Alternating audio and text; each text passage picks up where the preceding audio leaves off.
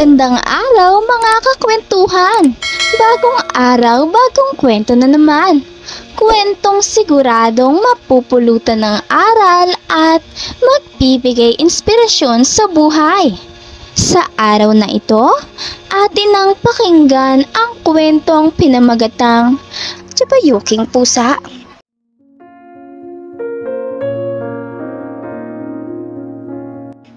Malaki ang palitan ng pera sa bansang Japan. Bukod sa maganda ang lugar, magagalang ang tao. Bibihira din ang krimen at nakawan sa lugar na ito. Kayamanan, napakadaming Pilipino ang gustong makapagtrabaho dito. Isa na dito ang ina na si Jopay. Sigaw ng kung sino sa labas ng pinto. Ate Ina, anong nangyayari? May sunog ba? Tanong ni Jopay. Ano ka ba, Jopay? Walang sunog, pero may maganda akong balita sa'yo. Okay. Ano yun? Tanong ni Jopay.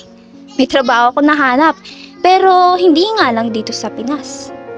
Sambit ni Ina. Ganun ba? Saang bansa ba yan? Tanong ni Jopay. Sa Japan! Malaki ang palitan doon ah! Malaki talaga! At madali lang ang trabaho. Ipapasok ka ng pinsan ko. Sambit ni Ina. Mama, magkakatrabaho ka na? Baba ng batang si Tunying sa hagdan. Oo anak, may ipangbabaon ka na at mabibili na kita ng mga bagay na gusto mo. Katulad ng mga laruan at kung ano-ano pa. Sambit ni Jopay. Yay! Magkaka-work na si Mami! Sigaw ni Tunying habang buhat ng ina at pumapalakpak. Halika't ibaba mo na yan, iwan mo muna sa lola niya. Sambit ni Ina habang hila-hila si Jopay. Berdeng upuan ang inuupuan ng magkaibigan. So, single parent ka pala? At walang asawa? Tanong ng nag-i-interview. Opo, 2 taon na rin pong patay yung asawa ko. Sagot ni Jopay. Ganun ba? Alam mo bang papasukan mo? Tanong ng interviewer. Hindi pa nga po napapaliwanag sa akin ng maayos eh. Tugon naman ni Jopay. Okay. Bale, magtatrabaho ka sa isang coffee shop bandang Tokyo. Tapos magsusuot ka lang ng mga cute na damit. Maid outfit, buntot ng pusa, tapos hairband na may tenga din ng pusa. Sa una, magbibigay-bigay ka muna ng flyers. Tapos, pag nagustuhan ka, magre-regular ka. Magiging all-around ka na. Huwag ka mag-alala, hindi to bastos. Kailangan mo lang ng panghikayat ng mga tao. Paliwanag ng lalaki. Naku, Jopay, mga foreigner karamihan ng customer doon. Mga puti. Malay mo, makatsamba ka. Biro ni Ina. Naku, Ina, ikaw talaga. Kaya iba-iba ang tatay ng anak mo eh. By the way, Jopay, kailangan mo muna mag-aral ng Japanese language bago ka ipasok doon. Mga 2 buwan lang naman. Sambit ng nag-i-interview. Okay lang po, wala naman pong problema sa akin. Sagot ni Jopay.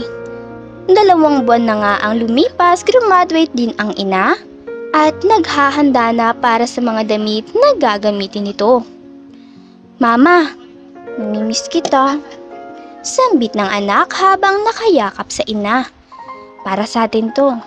Mag-aaral ka ng mabuti ha. Huwag mong papasakitin ang uli ng lola. Opo, promise. Masayang tugon ng bata. Natapos ang araw na yon at sumapit ang gabi. Sakay ng eroplano ang ina habang pumapatak ang luha at kumakaway sa ina niya at anak. Bye-bye mama, we will miss you. Sigaw ni Tunying habang nagpupunas naman ng luha ang ina ni Jopay. Kasabay ng paghiwalay ng eroplano sa airport. 1:00 ng hapon nang makarating ito sa Tokyo. Maingay man pero napakaaliwalas ng paligid. Tuna microwave. Sambit ng isang reporter sa malaking TV sa isang building. Di man siya nakakaintindi ng wika, pero alam niyang tsunami ang ibig sabihin ng reporter. Uso pa naman sa bansang tuon lindol at tsunami. Diyos ko, baka di pa ako umaabot ng 1 taon abo na akong umuwi.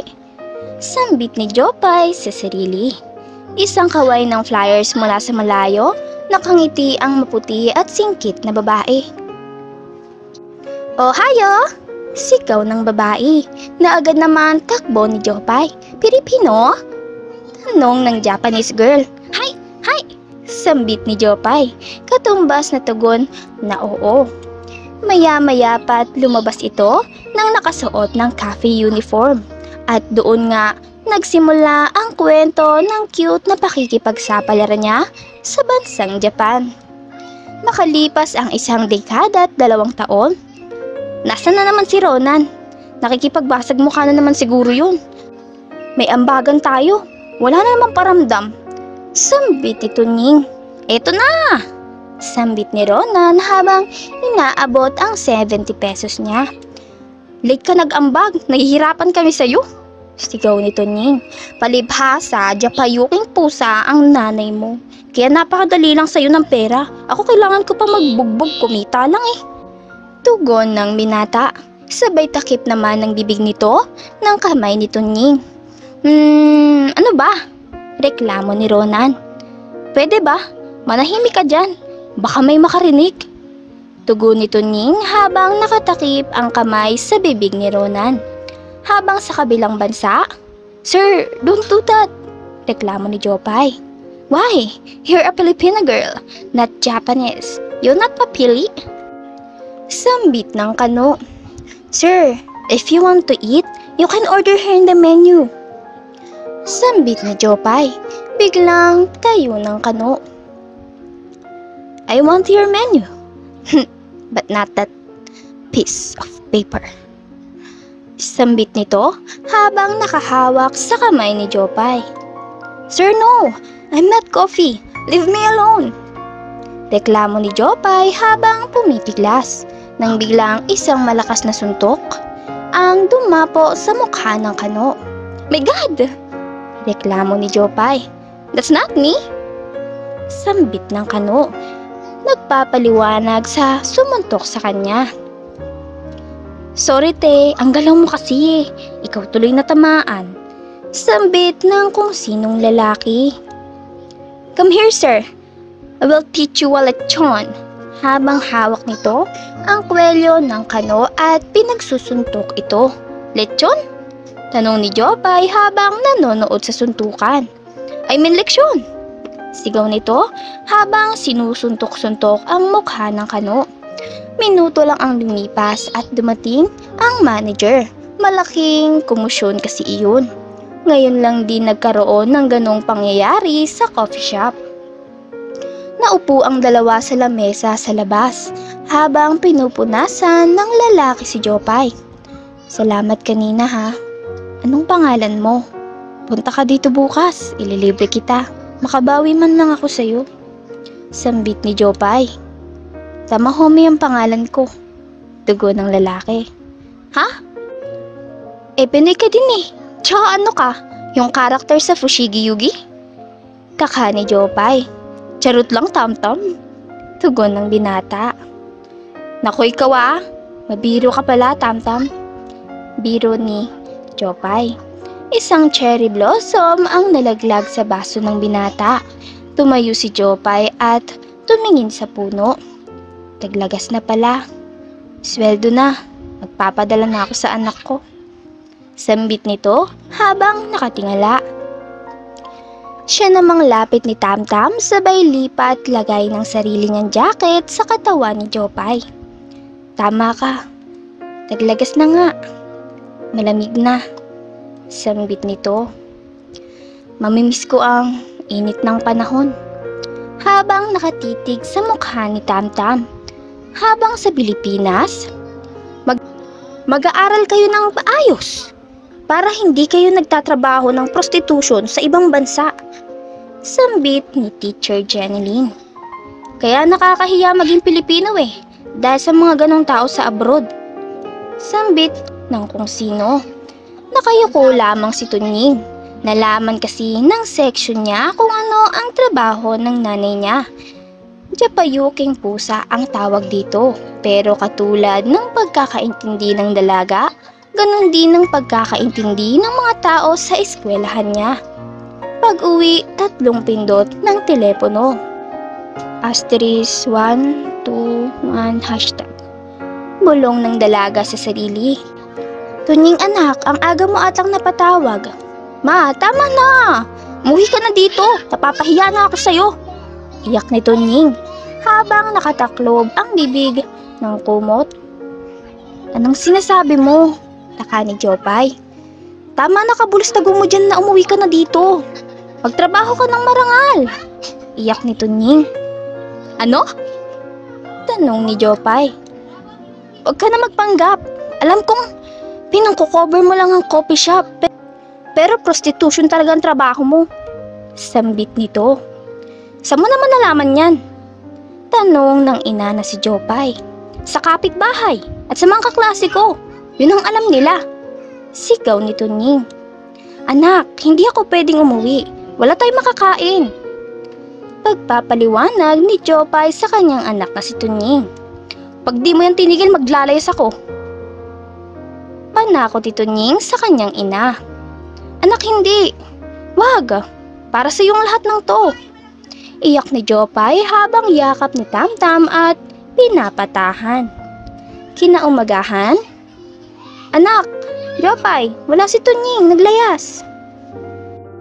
Sumbong ng mama niya. Dahilan para agad namang umuwi si Jopay ng Pinas. Pero dahil wala gaanong ipon, pinahiram ito ni Tamtam at sinamahan siyang papunta sa kanyang bayan. Nang makauwi ng hapon, nahanap si Tunying ng lola niya. Ba't mo ginagawa to sa sarili mo, apo? Iyak ng lola. Anak? Anak, okay ka lang ba? Lumapit si Jopay at inakap ito. Ngunit tinulak siya ni Tunying. Ikaw, okay ka lang ba, ma? Anak, hindi totoo ang mga naririnig mo. Bakit marami nagsasabi? Bakit lahat sila? Ayoko nang pumasok sa paaralan. Ayoko na dito. Yang hiya na ako. Sino nagsasabi ng mga kawalang hiyaan na yan? Pas maniniwala ka pa kaysa sarili mong ina? Sige, magbihis ka. Mag-uniform ka. Susugod ako sa school mo. Hindi ako papayag na titigil ka sa pag-aaral. Mawawalan ako ng magandang trabaho. At lilipat tayo ng bahay. Nang dahil lang sa lintik na chismis na yan. Sigaw ni Jopay. Jopay, maghunos dili ka. Sambit ni Tamtam sa kanyang likod. Pinagpapalit mo na si Papa? Gulat ni Tunying.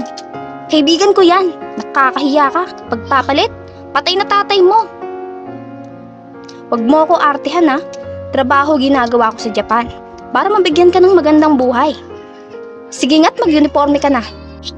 Utos ni Jopay. 9:00 oras ng break time ng eskwelahan. Oras din para i-break na ni Jopay ang mga chismis na sumisira sa samahan nila ng nag-iisa at pinakamamahal niyang anak. Ma'am, may problema po ba? Tanong ng prinsipal. Ipatawag niyo ang mga gurong to. Utos ni Jopay. Napatawag ang mga guro, hindi man siya mas mataas dito, pero hindi siya papayag sa malaking epekto ng chismis sa pamilya at pinaghirapan niya. Tinakot niya itong ipapabarangay dahil sa mga fake news na binibintang sa kanila. Kaya naman, takot ng mga guro at humingi ng pasensya. Ganon din ang ginawa ng ina sa mga kapitbahay nila. Maya-maya umakap ang anak. Ma, sorry. Hindi ko alam na hindi pala totoo ang balita. Pasensya na kung mas pinaniwalaan ko ang chismis kaysa sayo. Paghingi ng tawad ni Tunying habang umiiyak. Pinapatawad na kita, anak. Huwag ka nang umiyak. Basta sa susunod, mas pananiwalaan mo na si mama ha, kesa sa mga chismis sa labas. Sambit ni Jopay habang hinahawi ang buhok ni Tunying. Maraming salamat sa panonood mga kakwentuhan. Huwag kakalimutang mag-subscribe at pindutin ang notification bell para lagi kayong updated sa ating mga bagong istoryang mapupulutan ng aral at inspirasyon sa buhay. Hanggang sa susunod nating istorya mga kakwentuhan.